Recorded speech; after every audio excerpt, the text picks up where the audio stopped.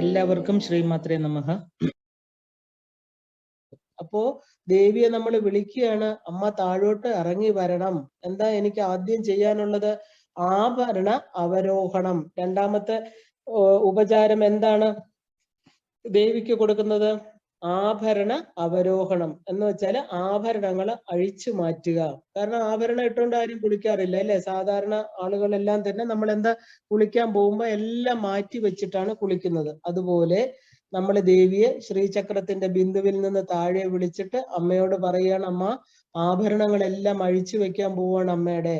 കാരണം ഈ ആഭരണങ്ങളെല്ലാം തന്നെ അമ്മയ്ക്ക് വേറൊരു ജ്യോതി, അമ്മയുടെ യഥാർത്ഥ സ്വരൂപത്തെ എനിക്ക് അറിയില്ല, പക്ഷെ ആ ഗ്ലിറ്ററിങ് ബ്യൂട്ടി എന്ന് പറയും, അങ്ങനെ തിളങ്ങുകയാണ് അമ്മ ആഭരണങ്ങൾ ഇട്ടല്ല. എന്തോ ഒരു ഐശ്വര്യമാണ് അമ്മയെ കാണാൻ. പക്ഷെ ഞാൻ എന്ത് ചെയ്യാൻ പോകുന്നു? അമ്മയ്ക്ക് എനിക്ക് സ്നാനം മുതലുള്ള എല്ലാ കർമ്മങ്ങളും ചെയ്യണം. അതുകൊണ്ട് അമ്മയുടെ ആഭരണത്തെ എന്താ പറയാ, ആ അഴിച്ചു മാറ്റല് എല്ലാം. അപ്പൊ ശരിക്കും പറഞ്ഞാല് നമ്മുടെ ശരീരത്തിൽ ധരിച്ചിരിക്കുന്ന, നമ്മളെ ഈ ആഭരണങ്ങളൊക്കെ ധരിക്കുന്ന എന്തിനാണ്? സാധാരണ ഒരു വ്യക്തി എന്താണ്, നമ്മള് ഔട്ട്വേർഡ് ആയിരിക്കണം, നമ്മുടെ ശരീര ഭംഗി കൂട്ടാനാണ് സാധാരണഗതിയിൽ സാധാരണ മനുഷ്യര് ആഭരണങ്ങൾ ധരിക്കുക. പുരുഷനായാലും സ്ത്രീ ആയാലും അല്ലെ, എല്ലാവരുടെയും ആഭരണങ്ങൾ എന്താണ്? അവർക്ക് പ്രത്യേക ഒരു വ്യക്തിത്വം കൊടുക്കുന്നു. ചിലരിപ്പോ രാജാവിനൊക്കെ ആഭരണങ്ങൾ എന്ന് പറഞ്ഞാൽ കിരീടം, ചെങ്കോല് മുതലായ കാര്യങ്ങളൊക്കെ അദ്ദേഹത്തിന്റെ രാജകീയ പ്രൗഢിയെ കാണിക്കാൻ ചില അധികാര ചിഹ്നങ്ങളായിട്ട് ആഭരണം ധരിക്കാറുണ്ട് അല്ലെ. അതുപോലെ തന്നെ പലയിടത്തും നമ്മൾ ആ പൊസിഷൻ, ഇരിക്കുന്ന ആ ഒരു കസേരയെ ബഹുമാനിച്ചുകൊണ്ട് എന്തിലാണോ ഇരിക്കുന്നത് അതിന് തക്കമുള്ള, അപ്പൊ രാജകീയ ചിഹ്നങ്ങൾ ധരിക്കുക എന്ന് പറഞ്ഞാൽ, മുദ്ര ധരിക്കുക എന്ന് പറഞ്ഞാൽ അതിന് അവർക്കൊരു പ്രത്യേക തരത്തിലുള്ള ആഭരണം കൊടുക്കാറുണ്ട്. അതുപോലെ തന്നെ മനുഷ്യര്, പക്ഷെ സാധാരണ മനുഷ്യര് എന്തിനാണ് ആഭരണങ്ങൾ ധരിക്കുന്നത്? സാധാരണ തലത്തിൽ ചിന്തിച്ചു നോക്കൂ, നമ്മുടെ ശരീരത്തിന്റെ ശോഭ കൂട്ടാനാണ് ആഭരണം അല്ലെ. ചെവിയിലാണെങ്കിലും മൂക്കിലാണെങ്കിലും കഴുത്ത്, കൈവളകള്, ഇല്ല പാദസരം എല്ലാം തന്നെ ശരീരത്തിൽ അണിയുന്ന എന്താ? അട്രാക്റ്റീവ്നെസ് കൂട്ടാൻ. ഒരാള് നമ്മളെ കാണുമ്പോൾ ഒരു അട്രാക്ഷൻ തോന്നുക. നന്നായിട്ട് ഡ്രസ് ചെയ്തിരിക്കുന്ന, നല്ല ഭംഗിയായിട്ട് ഉടുത്തൊരുങ്ങി നിൽക്കുന്ന ഒരാളെ കാണുമ്പോൾ സാമാന്യ രീതിയിൽ എല്ലാവരും ഒന്ന് നോക്കും ഇല്ലേ? ആകർഷണത്വം. സാധാരണഗതിയിൽ ഇതാണ് എല്ലാവരും ചെയ്യുന്നത്. അപ്പൊ ദേവി എന്തിനാണ് ആഭരണങ്ങള് ധരിച്ചിരിക്കുന്നതെന്ന് നമുക്ക് നോക്കാം. ശരിക്കും പറഞ്ഞാല് ദേവിയെ ശ്രീചക്രത്തിന്റെ ബിന്ദുവിൽ നിന്ന് നമ്മൾ ഓരോരുത്തരും വിളിച്ച് താഴെ കൊണ്ടുവന്നു. അമ്മയ്ക്ക് പാദ്യം കൊടുത്തു. അമ്മയുടെ കാല് കഴുകി. അനേക ജന്മങ്ങളിലായിരിക്കുന്ന സംശയ നിവാരണത്തിനായിട്ട് നമ്മൾ അമ്മയ്ക്ക് പാദ്യം കൊടുത്തിട്ട് എന്താ പറഞ്ഞത്? എനിക്ക് അമ്മയുടെ അടുത്തേക്ക് വരണം. അമ്മയുടെ ആ ഒരു സ്വസ്വരൂപം, അതായത് അമ്മയുടെ സ്വരൂപം എന്നാ ഇപ്പൊ നമ്മൾ പറയുന്നത്. അവസാനമാണ് അത് സ്വസ്വരൂപ ദർശനമായിട്ട് മാറുന്നത്. അപ്പൊ ആദ്യം നമ്മൾ അമ്മയോട് എന്താ പറയുന്നത്? എനിക്ക് അമ്മയെ എന്താ പറയാ, അമ്മയ്ക്ക് ഉപചാരങ്ങൾ തരണം. അമ്മയുടെ അടുത്ത് അത്രയും അടുപ്പമുള്ളവർക്ക് മാത്രമേ ഒരമ്മയ്ക്ക് മകളെ കുളിപ്പിക്കും ഇല്ലേ. ഒരു മകള് അമ്മ പ്രായമാകുമ്പോ അമ്മയെ കുളിപ്പിക്കാം. ഇത് രണ്ടും പറ്റും. കാരണം എന്താ? അത്രയ്ക്ക് മാനസിക ഐക്യമുള്ളവരാണ് അമ്മയും മകളും. ഇല്ലെങ്കിൽ എന്താ പറയാ, ഇപ്പൊ ഇതില് അങ്ങനെ ആണും പെണ്ണും വ്യത്യാസമൊന്നുമില്ല. അമ്മയ്ക്ക് എല്ലാവരും ഒരുപോലെയാണ്. അപ്പൊ നമ്മളെ കുളിപ്പിക്കുക, വസ്ത്രം കൊടുക്കുക എന്നൊക്കെ പറയുമ്പോൾ നമ്മുടെ മനസ്സുമായിട്ട് അത്രയും ഇഴുകി ചേർന്നിരിക്കുന്ന അഭേദ്യ ബന്ധമുള്ള ഒരാളാണ് ഈശ്വരനെ നമ്മൾ കാണുന്നത്. ഈശ്വരൻ എൻ്റെ കൂടെ തന്നെയുണ്ട്. ആ വിശ്വാസത്തോടെയാണ് നമ്മൾ ഈ പറയുന്നത്. അപ്പൊ ദേവിയോട് പറയുന്നു, താഴെ വന്ന ദേവിയോട് ശ്രീചക്രത്തില് ബിന്ദു മധ്യത്തില് കാമേശ്വര അംഗത്തിലിരുന്ന ആ ഒരു താഴേക്ക് വന്ന ദേവിയോട് പറയുന്നു, എല്ലാ അംഗദേവതമാരോടും കൂടി അമ്മ എന്ത് പറ്റി? താഴേക്ക് വന്നിരിക്കുകയാണ്. വളരെയധികം സന്തോഷത്തോടു കൂടി അമ്മയോട് പറയണ, ആഭരണം എല്ലാം നമുക്ക് മാറ്റാം. റിമൂവൽ ഓഫ് ഓർണമെന്റ്സ് എന്നാണ് ചതുഷ്ഷഷ്ടി ഉപചാരങ്ങളിലെ രണ്ടാമത്തത് പറയുന്നത്. അപ്പോ ഈ ഒരു ദേവിയുടെ ശരീരം എന്ന് പറയുന്നത് എന്താണ് എന്നുള്ളത് നമ്മൾ ആദ്യം അറിയണം. ഇത് വളരെ വളരെ ഇമ്പോർട്ടന്റ് ആയിട്ടുള്ള ഒരു കാര്യമാണ്. നമ്മളെ ശരീരം ആഭരണങ്ങൾ ധരിക്കണു. ശരീരം എന്ന് പറയുമ്പോൾ നമ്മുടെ പഞ്ചഭൂതാത്മകമായിരിക്കുന്ന നമ്മുടെ ശരീരം അല്ലെ. അതിനകത്ത് രക്ത, മജ്ജ, മാംസം, ത്വക്ക് ഇങ്ങനെയുള്ള 7 ധാതുക്കളും അതിന്റെ കൂടെ തന്നെ അന്ധകരണങ്ങളും കൂടെ ചേർന്ന ഒരു കൂടിനെയാണ് ശരീരം എന്ന് പറയുന്നത്. അപ്പൊ ദേവിയുടെ ശരീരം എന്താണ്? ദേവിയുടെ ശരീരം 3 കൂടങ്ങൾ ചേർന്ന പഞ്ചദശാക്ഷരി മന്ത്രമയമാണ് ദേവിയുടെ ശരീരം. അപ്പൊ ദേവിയുടെ ശരീരം എന്ന് പറയുന്നത് വാഗ്ഭവകൂടം, കാമരാജകൂടം, ശക്തികൂടം എന്ന് പറയുന്ന 3 മൂലകൂടത്രയ കളേബര. ദേവിയുടെ ശരീരം എന്ന് പറയുന്നത് എന്താണ്? പഞ്ചദശി മന്ത്രമാകുന്ന ആ ഒരു 3 കൂടങ്ങൾ ചേർന്ന കളേബരത്തോട് കൂടിയവളാണ് ദേവി. അപ്പൊ ആ മന്ത്രത്തില്, ആ ഒരു മന്ത്ര ശരീരത്തില് ഏറ്റവും ദേവി അണിഞ്ഞിരിക്കുന്ന ആഭരണങ്ങൾ എന്തൊക്കെയാണ്? അപ്പൊ ദേവിയുടെ ശരീരത്തെ കൂടുതൽ മാറ്റുകൂട്ടുന്ന ആ ആഭരണങ്ങൾ എന്തൊക്കെയാണ്? കാരണം എന്താ, ശരിക്കും പറഞ്ഞാല് ഒരു മനസ്സ്, നമ്മുടെ ഒരു മനസ്സെന്ന് പറയുന്നത് താഴെ നമ്മൾ മൂലാധാരത്തിൽ നിന്ന് സഹസ്രാരത്തിലേക്ക് നമ്മുടെ ആ ഒരു കോൺഷ്യസ് തലത്തെ കൊണ്ടുപോവുകയാണ്.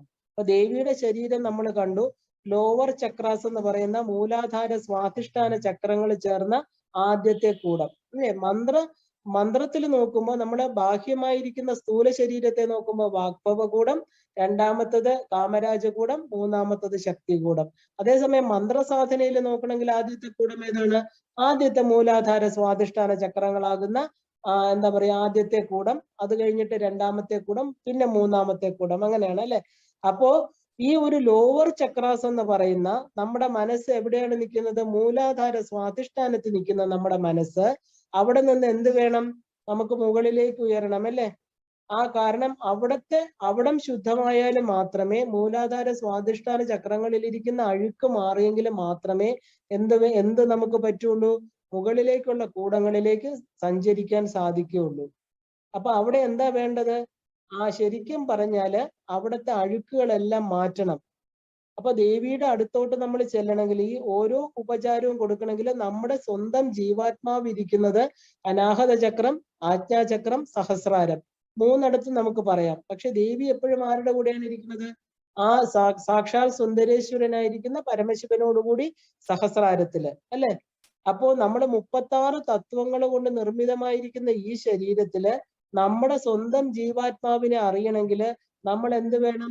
ഈ ആഭരണങ്ങളെല്ലാം ആഭരണങ്ങൾ ഒന്നുമില്ലാത്ത ഈ ദേവിയുടെ പഞ്ചദശാക്ഷരി മന്ത്രമാകുന്ന മന്ത്ര ശരീരത്തില് ഏറ്റവും താഴെ ഇരിക്കുന്ന ആ ഒരു ആദ്യത്തെ കൂടത്തിൽ നിന്ന് നമ്മൾ മുകളിലോട്ട് സഞ്ചരിക്കണം. ആഭരണങ്ങളെല്ലാം, കാരണം പുറമേ ഉള്ള യാതൊന്നും നമുക്ക് അറിയേണ്ട കാര്യമില്ല. കാരണം ഇത് മന്ത്ര ശരീരമാണ് ദേവിയുടെ അല്ലെ?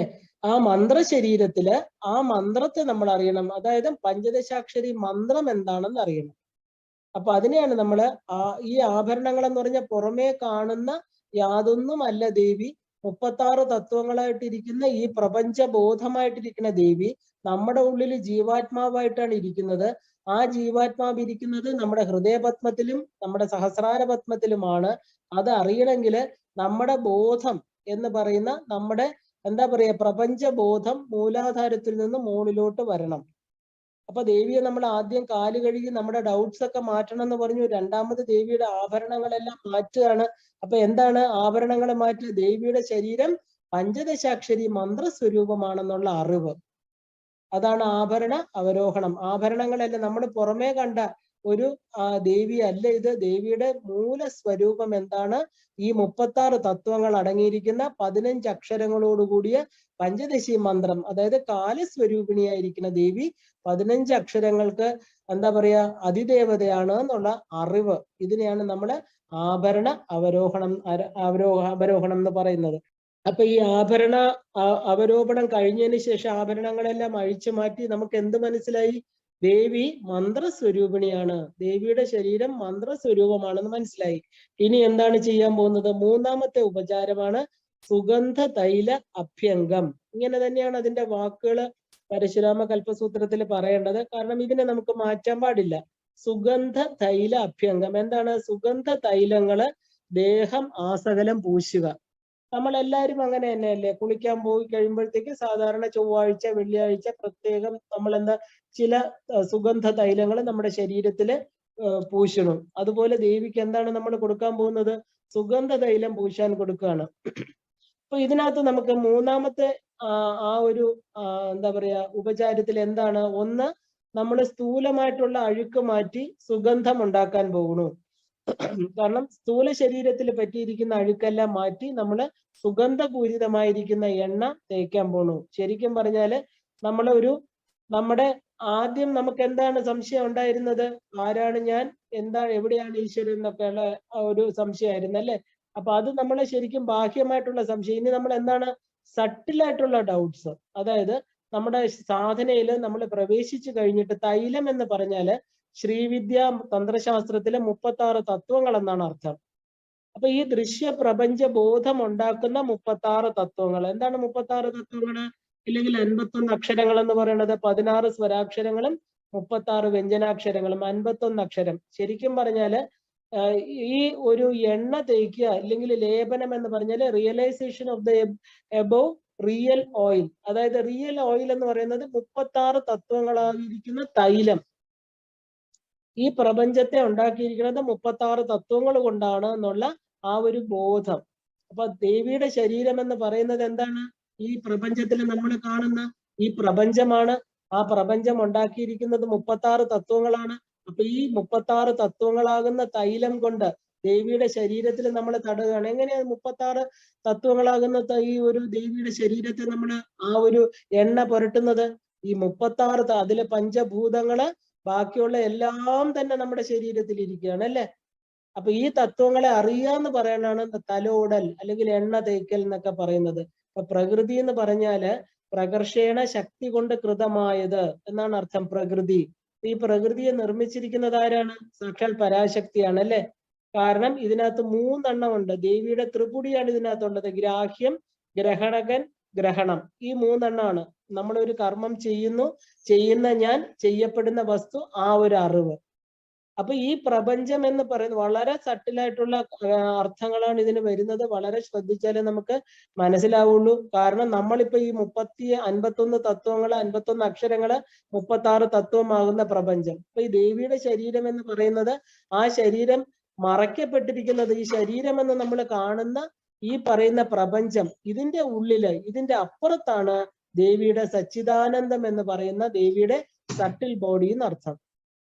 അപ്പൊ നമ്മള് ശരിക്കും ഈ ലേപനം, ഈ ഒരു എണ്ണ തേക്കൽ എന്ന് പറയുമ്പോ എന്താ പറയാ, ആ ഒരു സച്ചിദാനന്ദ സ്വരൂപിണിയായിരിക്കുന്ന ദേവിയുടെ പുറമേ ഉള്ള ശരീരം എന്ന് പറയുന്ന ഈ പ്രകൃതിയെ നമ്മള് ആ ലേപനം ചെയ്യുമ്പോ, കാരണം ദേവിയുടെ എന്താ പറയാ ആ ഉള്ളില് നമുക്ക് ഈ പറയുന്ന ഓരോന്നിന്റെ നമ്മുടെ ശരീരത്തെ പ്രവർത്തിപ്പിക്കുന്ന ശക്തിയെ പോലും നമുക്ക് കാണാൻ സാധിക്കുന്നില്ല അല്ലെ.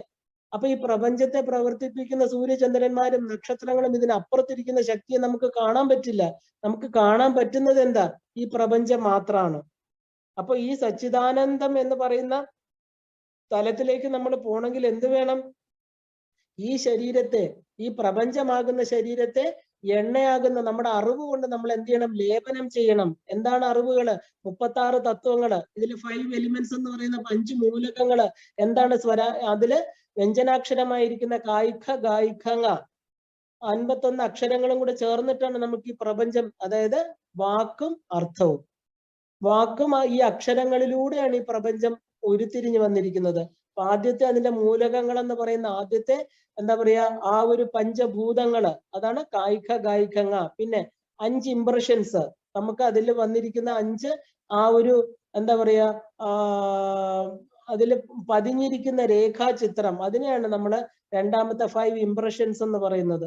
ചായ്ച്ച, ജായ്ച്ച, ജ്ഞാനേന്ദ്രിയങ്ങള് ടായിട്ട, ഡായിട്ട, ന. കർമ്മേന്ദ്രിയങ്ങള് തായിത്ത, ദായിത്ത, ന. പ്രകൃതി, അഹങ്കാരം, ബുദ്ധി, മനസ്സ്, പുരുഷൻ. അതാണ് പായിഭ, ബായിഭ, മ, യ, ര, ല, വ, ശ, ഷ, സാഹ. 51 അക്ഷരങ്ങൾ എന്ന് പറയുന്നത് 36 പടികളായിരിക്കുന്ന ദേവിയുടെ തത്വങ്ങളാണ്. ദേവിയുടെ ചിന്താമണി ഗൃഹത്തിലേക്ക് പ്രവേശിക്കാനുള്ള സോപാനങ്ങളാണ്. മനസ്സിലായി എന്ന് വിചാരിക്കണം. കാരണം ഇത് ഇത്രയും നമുക്ക് വിശദീകരിക്കാൻ പറ്റും. ഇത് നമ്മൾ മനനം കൊണ്ട് വേണം കൂടുതൽ അറിയാനായിട്ട്. നമുക്ക് പറയുന്നതിന് പരിമിതിയുണ്ട്. കാരണം ഇത് വളരെ വളരെ ഗഹനമായിട്ട് 5-6 വർഷം കൊണ്ട് നമ്മൾ പഠിച്ച് അത് ഓരോന്നും മനസ്സിലാക്കി ശ്രീവിദ്യ ഉപാസനയിലൂടെ 8-10 വർഷം സഞ്ചരിച്ചെങ്കിൽ മാത്രമേ നമ്മൾ ഈ പറയുന്നതിന്റെ ആ ഒരു സട്ടിലസ്റ്റ് ഫോം, ദേവി നമുക്കറിയാം സ്ഥൂലം, സൂക്ഷ്മം, സൂക്ഷ്മതരം, സൂക്ഷ്മതമം, ഈ 4 സ്റ്റേജിലോട്ട് നമ്മൾ എത്തണമെങ്കിൽ അനേക വർഷത്തെ ഉപാസന വേണം. എനിക്ക് പറയാനേ പറ്റൂ, ഉപാസനയിലൂടെ മാത്രമേ ഇത് അനുഭവിച്ചറിയാൻ സാധിക്കൂ. അപ്പൊ സുഗന്ധ തൈല അഭ്യംഗം എന്ന് പറയുന്ന 36 തത്വങ്ങള് നമ്മൾ എണ്ണ തേക്കുക എന്ന് പറഞ്ഞാല് പുറമെ നമ്മുടെ സ്ഥൂല ശരീരത്തിനാണ് നമ്മൾ എണ്ണ തേക്കുന്നത്. അപ്പൊ നമ്മുടെ സ്ഥൂല ശരീരത്തിന് എണ്ണ തേച്ച് ആ അഴുക്കുകളൊക്കെ മാറ്റി രോമകൂപങ്ങളൊക്കെ ശുദ്ധമാക്കുമ്പോൾ എന്താണ്?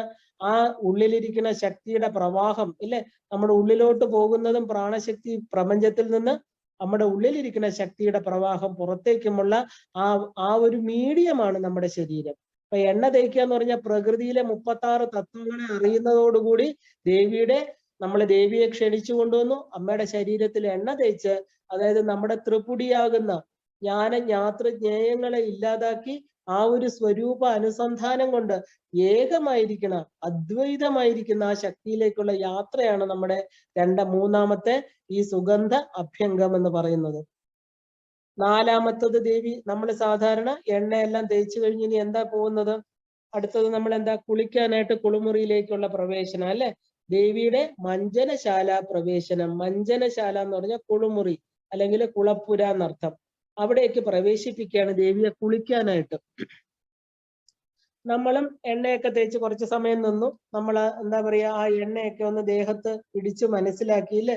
നമ്മൾ കുറച്ച് സമയം നിൽക്കാറില്ലേ തലയിലും പുറത്തൊക്കെ എണ്ണ തേച്ചാൽ? അതുപോലെ ആദ്യം നമ്മൾ എന്ത് വേണം? സ്ഥൂലമായിരിക്കുന്ന 36 തത്വങ്ങളെ കുറിച്ചുള്ള ഒരു അറിവ് നമുക്കുണ്ടായി അല്ലെ? ഇനിയെ നമുക്ക് അകത്തേക്ക് പ്രവേശിക്കാൻ പറ്റൂ. എന്താണ് നമുക്ക് മനസ്സിലായത്? 36 തത്വങ്ങളാകുന്ന പ്രകൃതിയും അഹങ്കാരവും ബുദ്ധിയും മനസ്സ് പുരുഷൻ എല്ലാം നമുക്ക് മനസ്സിലായി. ഇതെല്ലാം എന്താണ്? ഈ പ്രകൃതി പഞ്ചീകൃതമായിരിക്കുന്ന പ്രകൃതിയിലെ ഓരോന്നും പഞ്ചഭൂതങ്ങളാൽ നിർമ്മിതമാണ്. അതിന്റെ ഓരോന്നിന്റെ ഉള്ളിലും ഈ ദേവീ ശക്തി ഉണ്ടെന്ന് മനസ്സിലായി അല്ലെ? ഇനി നമ്മൾ എന്ത് ചെയ്യുന്നു? കുളിമുറിയിലേക്ക്, മജ്ജനശാലയിലേക്ക് ദേവിയെ തന്റെ പ്രവേശിപ്പിക്കണം. അമ്മ വരൂ, നമുക്ക് കുളിക്കാം. അപ്പൊ ദേവി തന്റെ വസ്ത്ര ആഭരണങ്ങളെല്ലാം അഴിച്ചു വെച്ച് ശ്രീചക്രത്തിൽ നിന്ന് നമ്മുടെ ദേവിയുടെ ബിന്ദുവിൽ നിന്ന് താഴെ കൊണ്ടുവന്നു. ശ്രീചക്ര രാജരഥത്തില് സർവാഭരണ ഭൂഷിതയായിട്ടിരുന്ന അമ്മയാണ് നമ്മൾ താഴെ വിളിച്ചുകൊണ്ട് വരുന്നത് അല്ലെ? അത്രയും ശ്രദ്ധയോടുകൂടി, അത്രയും സ്നേഹത്തോടുകൂടി നമ്മൾ ദേവിയെ ഉപചരിക്കണം. കാരണം എന്താ? നമ്മളാണ് വിളിച്ചിട്ടാണ് അമ്മ താഴെ വന്നിരിക്കുന്നത്. അപ്പൊ അത്രയും ശ്രദ്ധ നമുക്ക് ദേവിക്ക് കൊടുക്കണം. ഒന്നിലോട്ടും മനസ്സ് പോകാൻ പാടില്ല. ഇതുപോലെ തന്നെയാണ് ശ്രീവിദ്യാ മന്ത്രത്തെ സ്വീകരിക്കുന്നത്. അമ്മയുടെ എത്രയോ ജന്മത്തെ അമ്മയുടെ അനുഗ്രഹം, നമ്മൾ വിളിച്ച ശ്രീചക്രത്തിന്റെ മുകളിൽ നിന്ന് അമ്മ താഴേക്ക് വരണം എന്നുണ്ടോ? ഇല്ല. അപ്പൊ എന്താ, എല്ലാവർക്കും അത് സാധിക്കുമോ? ഇല്ല. വളരെ വളരെ പരിമിതമായിട്ടുള്ള ആൾക്കാർക്ക് മാത്രമേ സാധ്യമാകൂ. അപ്പൊ ദേവിയെ ശ്രീചക്രത്തിന്റെ ബിന്ദു ഉണ്ടെന്നും അവിടെ നിന്ന് താഴേക്ക് ക്ഷണിക്കാനും നമുക്ക് പറ്റിയെങ്കിൽ അത് എത്രയോ ജന്മത്തെ പുണ്യമാണ്. അമ്മയെ കുളിപ്പിക്കുക, അമ്മയ്ക്ക് വസ്ത്രങ്ങളും ആഭരണങ്ങളും കൊടുക്കുക. സാധാരണ ഒരു വ്യക്തിക്ക് സാധിക്കുമോ? ഇല്ല. എന്താ ഇതിന്റെ അർത്ഥം? ഈ ഇല്ല ഉണ്ടെന്നുള്ളതല്ല.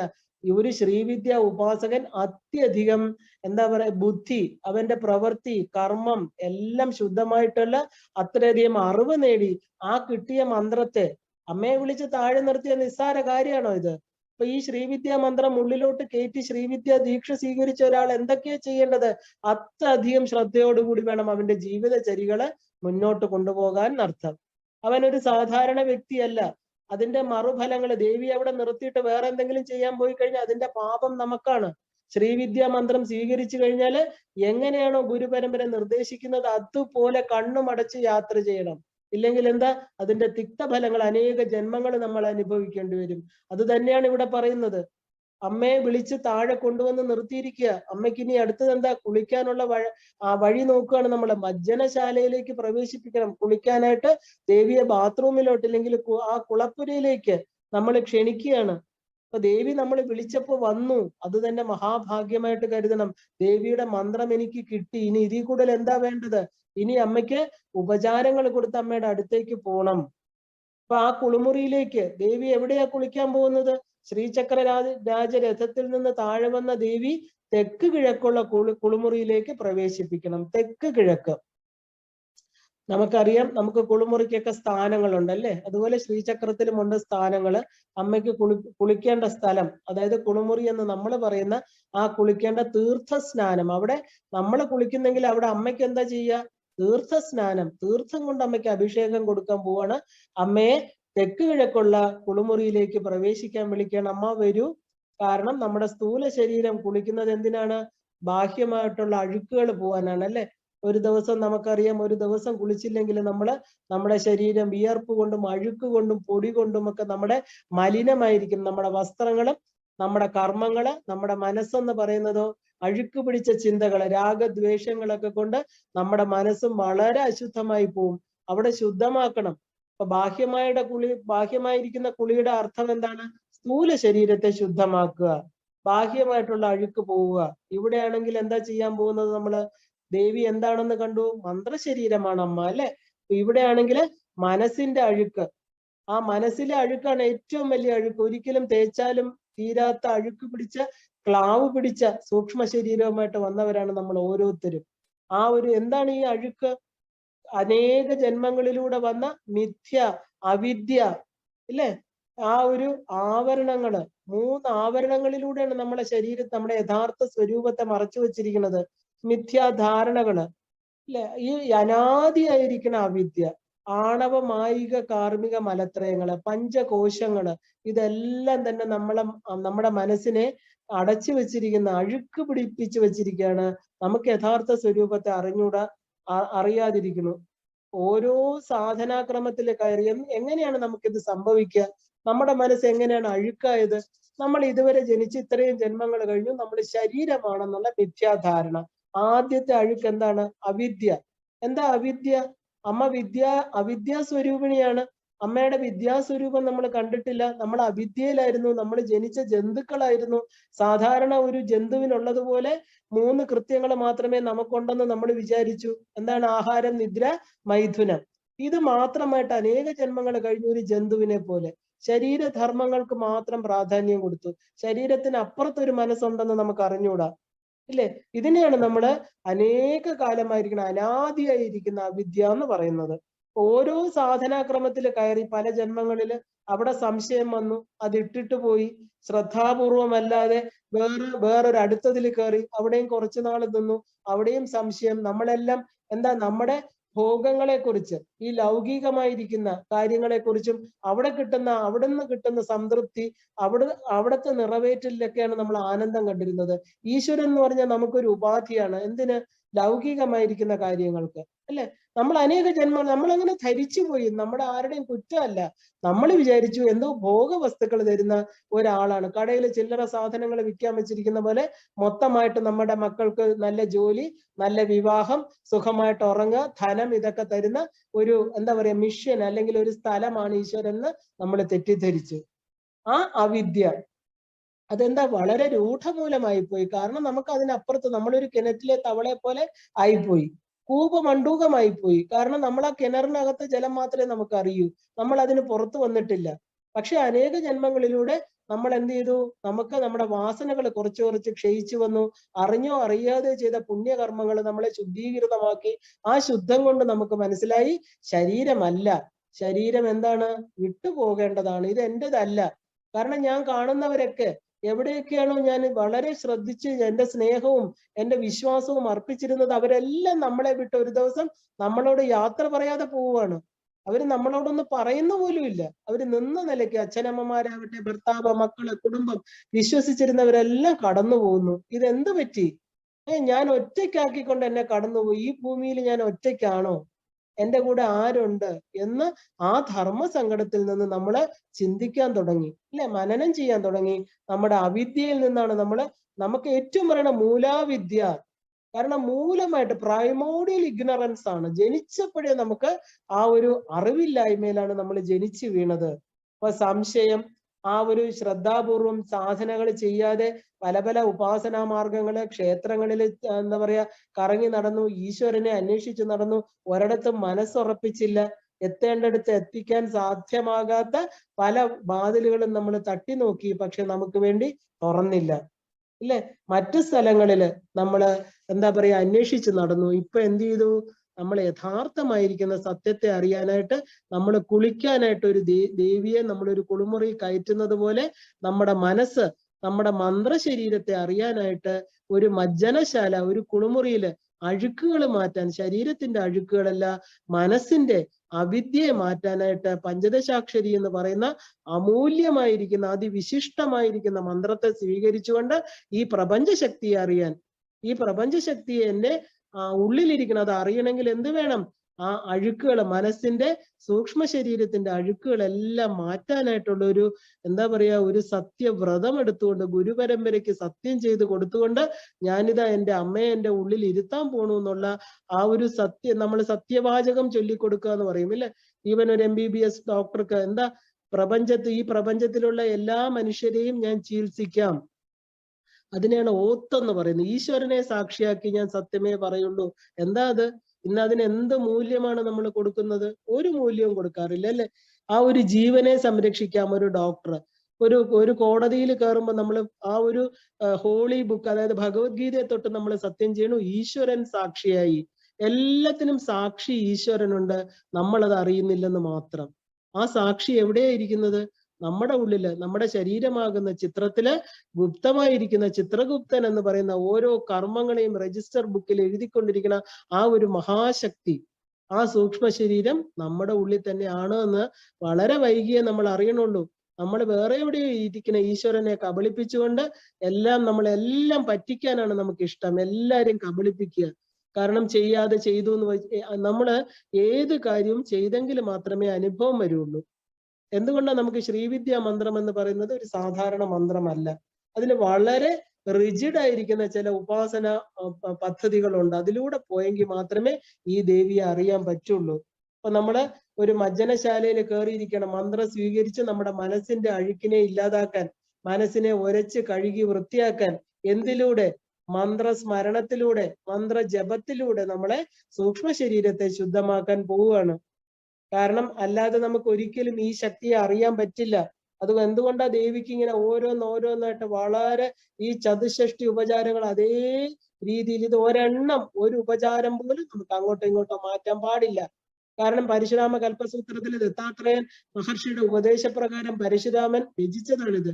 കാരണം ദേവിയെ അറിയണമെങ്കിൽ ഒരു ഉപാസകൻ എങ്ങനെയായിരിക്കണം, അവന്റെ ഉപാസന മാർഗം എങ്ങനെയായിരിക്കണം, അവൻ എന്തൊക്കെ ആചരിക്കണം, എന്തൊക്കെ തിരസ്കരിക്കണമെന്ന് വളരെ വ്യക്തമായിട്ട് 64 ഉപചാരത്തിലൂടെ പറഞ്ഞു കൊടുക്കുകയാണ്. ഈ ഒരു എന്താ പറയുക, ഇതിന്റെ ആന്തരിക അർത്ഥം ഓരോ ശ്രീവിദ്യ ഉപാസകനും. ഇത് ശ്രീവിദ്യ ഉപാസകന് വേണ്ടിയാണെന്ന് അതുകൊണ്ടാണ് ആദ്യമേ തന്നെ ഞാൻ പറഞ്ഞത്. കാരണം അവർക്കാണ് ഇത് കൂടുതൽ, കാരണം ഇതെല്ലാം മന്ത്രപൂരിതമായിരിക്കുന്ന കാര്യങ്ങളാണ്. അപ്പൊ നമുക്ക് മന്ത്രത്തെ പറയുമ്പോൾ മന്ത്രം അറിയാവുന്നവരോട് മാത്രമേ നമുക്ക് പറയാൻ പറ്റുള്ളൂ. അപ്പൊ നമ്മൾ എന്താണ് ഇപ്പം ഈ മജ്ജനശാല പ്രവേശനം, ഒരു ബാത്റൂമിലോട്ട് കയറുക, നമ്മളെ പോലെ ഒരു സാധാരണ വ്യക്തി ബാത്റൂമിൽ കയറലല്ല ഇത്. മജ്ജനശാല പ്രവേശനം, അഴുക്കുകൾ മാറ്റുന്ന ഒരു കുളിമുറിയിലോട്ട് നമ്മൾ കയറുകയാണ്. അവിടെ നമ്മൾ കുളിക്കാൻ പോവുകയാണ്. എന്തൊക്കെ കൊണ്ടാ കുളിക്കാൻ പോകുന്നത്? ഏതൊക്കെ മന്ത്രങ്ങൾ ഉപയോഗിച്ചാണ് എന്റെ സൂക്ഷ്മ ശരീരത്തെ ഞാൻ ശുദ്ധമാക്കാൻ പോകുന്നത്? ഇപ്പൊ നമ്മൾ എന്ത് ചെയ്തു? എന്തൊക്കെ ദേവിക്ക് കൊടുക്കുന്നോ അതെല്ലാം നമുക്കാണോ എന്ന് വിചാരിച്ചോളണം. ദേവിക്ക് ഇതിന്റെ ഒന്നും ആവശ്യമില്ല. ഇതിൽ ഓരോ ഉപചാരങ്ങളും നമ്മൾ ചെയ്യുമ്പോൾ, നമ്മൾ ഓരോ സാധകനും ചെയ്യുമ്പോൾ ആ സാധകൻ ദേവിയിലേക്ക് അടുക്കുക ചെയ്യുന്നത്. അപ്പൊ നമ്മൾ എന്ത് ചെയ്തു? ദേവിക്ക് കാല് കഴുകാൻ വെള്ളം കൊടുത്തു. അനേക ജന്മങ്ങളിൽ സഞ്ചരിച്ച് നമ്മുടെ മനസ്സിനെ ശുദ്ധമാക്കി. എന്താ? ആവരണ മാറ്റമാണ് പാദം കഴുകൽ എന്ന് കണ്ടു. ദേവിയുടെ ആഭരണങ്ങളെല്ലാം മാറ്റി. ആഭരണം എന്ന് പറയുന്നത് പഞ്ചദശാക്ഷരി മന്ത്ര സ്വീകരണമാണ്. അവിടുന്ന് സുഗന്ധ തൈലം തേച്ചു. നമ്മുടെ സ്ഥൂല ശരീരത്തിൽ എണ്ണ തേക്കുന്ന പോലെ സുഗന്ധമായിരിക്കുന്ന 36 തത്വങ്ങളോടുകൂടിയ പ്രപഞ്ച സ്വരൂപിണിയായിരിക്കുന്ന അമ്മയെ അറിയാൻ 15 സ്വരാക്ഷരങ്ങൾ, 16 സ്വരാക്ഷരങ്ങളും 35 വ്യഞ്ജനാക്ഷരങ്ങളിലൂടെ ഇരിക്കുന്ന ഈ ദൃശ്യങ്ങളെ, നാമരൂപങ്ങളെ നമ്മൾ അറിയാൻ ഇറങ്ങി പുറപ്പെട്ടു. അപ്പൊ നമുക്ക് മനസ്സിലായി പ്രപഞ്ച സ്വരൂപിണിയാണ് അമ്മ എന്ന്. ഇതിനെ പ്രവർത്തിപ്പിക്കുന്ന ശക്തി വളരെ സൂക്ഷ്മമാണ്. ആ സൂക്ഷ്മമായിട്ട് അറിയണമെങ്കിൽ എന്ത് വേണം? ശരീരത്തിന്റെ ഉള്ളിലോട്ട് പോകണം. അപ്പൊ ദേവിയുടെ മന്ത്രശരീരമായിരിക്കുന്ന ആ ശരീരത്തെ കുളിക്കാൻ നമ്മൾ ക്ഷണിക്കുകയാണ്. അമ്മയെ കുളിമുറിയിലേക്ക് പ്രവേശിപ്പിക്കുകയാണ്. നമ്മൾ മന്ത്രം സ്വീകരിച്ചു. അനേക ജന്മങ്ങളിൽ സഞ്ചരിച്ചിരുന്ന മനസ്സിലെ അഴുക്ക് മാറ്റാനായിട്ട് നമ്മൾ എത്തേണ്ടടുത്ത് എത്തിക്കാൻ, നമ്മൾ ഇതുവരെ നമുക്ക് പലയിടത്ത് പോയിട്ടും സാധ്യമാകാത്ത കാര്യത്തെ ഒരു സാധകനായിരിക്കുന്ന ഞാൻ സാധ്യമാക്കാൻ വേണ്ടി ദേവിയെ ആ ഒരു കുളിമുറിയിലേക്ക് ക്ഷണിക്കുകയാണ്. എന്തിന്? ശുദ്ധമാകാൻ. നമ്മൾ ഇതുവരെ തെരഞ്ഞു നടന്നിടത്തൊന്നും നമുക്ക് കിട്ടിയില്ല അല്ലെ? ശരിക്കും ഈ ഡൗട്ട്സ് എന്ന് പറയുന്നത് എന്താ? നമ്മൾ പല ലീനിയേജിലായിരിക്കും നമ്മൾ വന്നിട്ടുണ്ടാവുക. അവിടെ നമുക്ക് ദൃശ്യം, ദൃഷ്ടാവ്, ദർശനം, ഇതാണ് ത്രിപുടി എന്ന് പറയുന്നത്. എല്ലാ മനുഷ്യർക്കും ത്രിപുടിയുണ്ട്, അറിഞ്ഞാലും അറിഞ്ഞില്ലെങ്കിലും ഉണ്ട് ഇല്ലേ? അപ്പൊ പല ജന്മങ്ങള് ഇങ്ങനെ നഷ്ടമായി പോകും. കാരണം നമ്മൾ നല്ലൊരു ഗുരുവിനെ കിട്ടില്ല, നമുക്ക് ഇഷ്ടപ്പെട്ട ഉപാസനാ മാർഗം അറിയാൻ പറ്റില്ല. നമ്മൾ ഇങ്ങനെ കറങ്ങി നടക്കും പലയിടത്തും. കുറച്ച് സമയം ഇരിക്കും, ആ ഗുരുവിനെ ഇഷ്ടപ്പെടില്ല, വേറൊരാളുടെ അടുത്ത് പോകും. ഇങ്ങനെ വലിയ നഷ്ടം നമുക്ക് പല ജന്മങ്ങളിലും ഉണ്ടായി. അതുകൊണ്ട് നമുക്ക് എന്താ നഷ്ടം വന്നത്? നമുക്ക് അവിദ്യ ഉണ്ടായി. നമുക്ക് നമ്മളെ തന്നെ സ്വയം അറിയാൻ പറ്റാതായി പോയി. അതാണ് ഏറ്റവും വലിയ നഷ്ടം. ഇപ്പൊ വലിയ ഒരു എന്താ പറയാ, ഒരു മിസ്അണ്ടർസ്റ്റാൻഡിങ് അല്ലെ? നമ്മൾ ഇതുവരെ യഥാർത്ഥ സ്വരൂപത്തെ അറിയാതെ വേറെ എന്തിനൊക്കെയോ ഈശ്വരൻ എന്ന് കണ്ടു. ഈശ്വരൻ നമുക്ക് സുഖങ്ങളെ മാത്രം തരുന്ന ഒരു വാണിജ്യവൽക്കരണം അല്ലെ? അങ്ങോട്ടും ഇങ്ങോട്ടും കൊടുക്കൽ വാങ്ങൽ. 10 രൂപ കൊടുത്താൽ 20 രൂപയുടെ സാധനം ഇങ്ങോട്ട് വാങ്ങിക്കുക. അല്ലെ? അവിടെ 5 രൂപ കൊടുത്താൽ ഏറ്റവും വേണ്ടാത്തത് പഴകിയ എണ്ണ, പഴകിയ വസ്ത്രങ്ങള്, ഇല്ലെ? പൂജാമുറി, ഒരു പൂജ എന്താ ഏണിപ്പടിയുടെ അടിയിൽ നമുക്ക് വേണ്ടാത്ത സ്ഥലങ്ങള്, നമുക്ക് ഉപയോഗശൂന്യമായിട്ടുള്ള സാധനം. കാരണം ഈശ്വരൻ കാണുന്നില്ലല്ലോ. ഈശ്വരൻ എന്തും കൊടുക്കാം, ഈശ്വരനെ പറ്റിക്കാം എന്നുള്ള വിചാരത്തിൽ അനേക ജന്മം കഴിഞ്ഞതിന്റെ ഫലമാണ് വീണ്ടും വീണ്ടും മനുഷ്യ ജന്മം എടുത്തുന്ന ഈ ഒരു ശരീരത്തിൽ വരേണ്ടി വന്നത്. അല്ലെ? പുണ്യപാപങ്ങള് തുല്യമാണോ കൂടുതലാണോ? അവനവന്റെ കർമ്മങ്ങൾ പോലെ ഇരിക്കും. ഇപ്പൊ നമുക്ക് മനസ്സിലായി നമ്മുടെ കൂടെ ഇരുന്ന് നമ്മളെ തന്നെ ശ്രദ്ധിച്ചുകൊണ്ട് ഒരാൾ ഇരിക്കണമെന്ന് ഉണ്ടാന്ന്. കാരണം അത് നല്ല വ്യക്തമായിട്ട് ശ്രീവിദ്യ ഉപാസനയിൽ മനസ്സിലാക്കിക്കൊള്ളാം. കാരണം ഇത് വളരെ ഡീപ്പായിട്ടുള്ള നമ്മുടെ ഈ വിഷയങ്ങൾ നന്നായിട്ട് മനസ്സിലാക്കിയെങ്കിലേ ശ്രീവിദ്യ ഉപാസനയിൽ എത്തേണ്ടടുത്ത് എത്താൻ സാധിക്കൂ. എന്താണ് ഈ വിഷയം മനസ്സിലാക്കുക എന്ന് പറഞ്ഞാല് ഭൗതികമായിരിക്കുന്ന ആസക്തി വളരെയധികം കുറയ്ക്കണം. സാക്ഷാൽ പരമേശ്വരൻ, ആ ഒരു ഈശ്വരന്റെ അനുഗ്രഹം ചോദിക്കണം, ഗുരുപരമ്പരയുടെ അനുഗ്രഹം വേണം. ഇതിനു വേണ്ടിയിട്ട് നമുക്ക് എന്താ വേണ്ടത്? സത്സംഗങ്ങൾ അറ്റൻഡ് ചെയ്യണം. സത്സംഗങ്ങൾ നമ്മുടെ ഉള്ളിലിരിക്കുന്ന ഈഗോയെ ഇല്ലാതാക്കും. ഈശ്വരന്റെ മുമ്പിൽ നമ്മുടെ തല കുനിഞ്ഞു നിൽക്കും. എന്തുകൊണ്ടാ ഗർഭഗൃഹത്തില്, പൂജാമുറിയിൽ അല്ലെങ്കിൽ ക്ഷേത്രത്തിൽ കയറുമ്പോൾ കുനിയുന്നത്? സമർപ്പണമാണ്. എവിടെ നമുക്ക് സമർപ്പിക്കണം? ഈശ്വരന്റെ മുമ്പിൽ സമർപ്പിക്കണം. അപ്പൊ ഈ ഒരു മനുഷ്യത്വം, മുമുക്ഷുത്വം, മഹാപുരുഷ സംശയം വിവേക ചൂടാമണിയിൽ പറയുന്നുണ്ടല്ലേ ഭഗവാൻ. അപ്പൊ എന്താണ് നമുക്ക് ആ മനുഷ്യത്വം? നമ്മൾ ചിന്തിക്കാൻ കഴിവുള്ളവരായിരിക്കണം. ചിന്തിക്കുക, എന്തുകൊണ്ടാണ്, എങ്ങനെ, എപ്പോ എനിക്കിത് സാധിക്കുമോ, ഇതെല്ലാം നമ്മൾ ചിന്തിക്കണം. പിന്നെ നമുക്ക് എന്താ വേണ്ടത്? മുമുക്ഷുത്വം വേണം. മോക്ഷ സാധനയാണ് നമുക്ക് നമ്മുടെ എന്താ പറയാ ധർമാർത്ഥ കാമ മോക്ഷങ്ങൾ എന്ന് പറയുന്ന ധർമ്മവും അർത്ഥവും കാമവും അനേക ജന്മങ്ങളിൽ ഞാൻ അനുഭവിച്ചു. ഇനി എനിക്ക് നാലാമത്തെ ആ ഒരു പുരുഷാർത്ഥം വേണം. അതാണ് മുമുക്ഷുത്വം. എനിക്ക് മോക്ഷം വേണം. മോഹങ്ങളെ ക്ഷയിപ്പിച്ചുകൊണ്ട് യഥാർത്ഥ സുഖത്തെ എനിക്ക് അറിയണം. മഹാപുരുഷ സംശയം, മഹാപുരുഷന്മാരുമായിട്ട്, അതായത് മഹാപുരുഷന്മാരെന്താ? അഹത്തെ അറിഞ്ഞവര്, അഹം ബ്രഹ്മാസ്മി എന്ന് സാക്ഷാത്കരിച്ചവര്, ഗുരുപരമ്പരയിലുള്ളവർ, ഇവരെല്ലാം മഹാപുരുഷന്മാരാണ്. നമ്മൾ അഹം, ഞാൻ എന്ന് പറയുന്ന ഈ വെറും ശരീരത്തെ പറയുന്ന നമ്മൾ ഓരോരുത്തരും മഹത്തായിട്ടുള്ളവരായിട്ട് മാറണമെങ്കിൽ എന്താ വേണ്ടേ? ഈ അഹത്തിനെ അറിയണം. അതുകൊണ്ടാണ് സത്സംഗത്വേ നിസ്സംഗത്വം എന്ന് പറഞ്ഞത്. സത്സംഗത്വേ നിസ്സംഗത്വം. സത്സംഗം കൊണ്ട് മാത്രമേ നിസ്സംഗത്വം വരുള്ളൂ. നിസ്സംഗത്വേ നിർമോഹത്വം, നിർമോഹത്തെ നിശ്ചലതത്വം, നിശ്ചലതത്വേ ജീവൻ മുക്തി. അപ്പൊ നമുക്ക് ജീവൻ മുക്തി വേണം, മോക്ഷം വേണമെങ്കിൽ എന്ത് വേണം? നമ്മുടെ ഉള്ളില് നിശ്ചല തത്വമായിരിക്കുന്ന ശിവനെ അറിയണം. അതിന് ചലിക്കുന്ന ശക്തിയായിരിക്കുന്ന ഭഗവതിയെ അറിയണം. അതിന് ആര് വേണം? നമുക്ക് ഗുരു വേണം. നമ്മളെ നയിച്ച് സത്യത്തെ കാണിച്ചു തരണം. കാരണം ഇനി വരുന്ന 3 മണ്ഡപങ്ങള്, നമ്മളിപ്പോ ദേവിയെ മജ്ജനശാലയിലേക്ക് പ്രവേശിപ്പിച്ചിരുത്തിയിരിക്കുകയാണ്. ഇനി വരുന്ന 3 മണ്ഡപങ്ങളുണ്ട്. കാരണം ഇനി ആ 3 മണ്ഡപങ്ങളും പഞ്ചദശി മന്ത്രത്തിന്റെ 3 കൂടങ്ങളാണ്. ആദ്യത്തെ കൂടമാണ് നമ്മൾ ആദ്യം കണ്ടത്. നമ്മളെ ദ്വൈത ഭാവന, നമ്മുടെ ആ ദ്വൈതത്തെ മാറ്റിക്കൊണ്ട് ആദ്യത്തെ സ്റ്റെപ്പ്, അതായത് നമ്മുടെ മലത്രയങ്ങളെ ഇല്ലാതാക്കുക. ആണവ, മായിക, കാർമിക മലങ്ങളെ മാറ്റേണ്ടതായിട്ടുണ്ട്. അതിനെയാണ് നമ്മൾ എന്താ പറയാ, ആ ഒരു ആദ്യത്തെ തത്വത്തെ അറിഞ്ഞുകൊണ്ട് 36 തത്വങ്ങളിലൂടെ നമ്മുടെ ആണവമലം മാറുകയാണ്. പിന്നെ കാർമിക, മായിക മലങ്ങളും മാറ്റേണ്ടതായിട്ടുണ്ട്. അപ്പൊ ദേവിയെ നമ്മൾ കുളിക്കാൻ വിളിക്കുക എന്ന് പറഞ്ഞാല് നമ്മൾ എന്താ, അനേക ജന്മങ്ങളിലൂടെ നമ്മുടെ സൂക്ഷ്മ ശരീരത്തിലുണ്ടായ അഴുക്കുകൾ മാറ്റുക എന്നാണ് അതിനർത്ഥം. അതിന് നമുക്ക് മനുഷ്യത്വവും മുമുക്ഷത്വവും വേണം.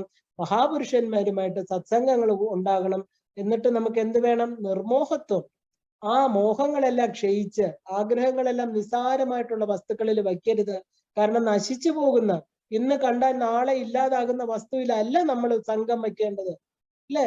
അപ്പൊ ശരിക്കും ഭഗവത്ഗീതയെ പറയും പോലെ കാമം കൊണ്ട്, കാമാത് സഞ്ജായതേ ക്രോധഃ, നമ്മളെ കാമം, ആഗ്രഹം വയ്ക്കുന്നിടത്താണ് കോപം ഉണ്ടാകുന്നത്. ഈ കാമക്രോധങ്ങളാണ് നമ്മുടെ ഏറ്റവും വലിയ ശത്രുക്കള്. അതിനെ ഇല്ലാതാക്കണം. ഇപ്പൊ കാമവും ക്രോധവും പോണെങ്കിൽ എന്ത് വേണം? നശിക്കാത്ത വസ്തുവിനെ അറിയണം, അതിൽ സംഘം വെക്കണം. അതിൽ നമ്മുടെ മനസ്സുകൊണ്ട് ഈ പശുപതിയായിരിക്കുന്ന പശുക്കളുടെ, നമ്മുടെ എല്ലാം പതിയാണ്. ആ പതി നമ്മുടെ കൂടെയായിരിക്കുന്നത്. ആരാ പശുപതി? ശിവഭഗവാൻ. നശിക്കാത്തതായിട്ടുള്ള ആ ഒരു ചൈതന്യത്തില് നമ്മൾ സംഘം അതിൽ ചേർത്ത് വെക്കണം മനസ്സിനെ. ആ ആത്മജ്യോതിയിലായിരിക്കണം നമ്മുടെ മനസ്സ് സദാ. അപ്പൊ അങ്ങനെ എന്തിനോടാണോ സംഘം വയ്ക്കുന്നത് അതായിട്ട് തീരും നമ്മൾ ഓരോരുത്തരും. അപ്പൊ ദേവിയുടെ എന്താ പറയാ, 4ാമത്തെ ഉപചാരം എന്താണ്? മജ്ജനശാല പ്രവേശനം. 5ാമത്തെ ഉപചാരം കൂടെ കഴിഞ്ഞ് നമുക്ക് നിർത്താം. ഇത് വളരെ പതുക്കെ പോകാൻ സാധിക്കൂ നമുക്ക്, കാരണം ഇത് അത്രയും ഉയർന്ന തലമായതുകൊണ്ട്.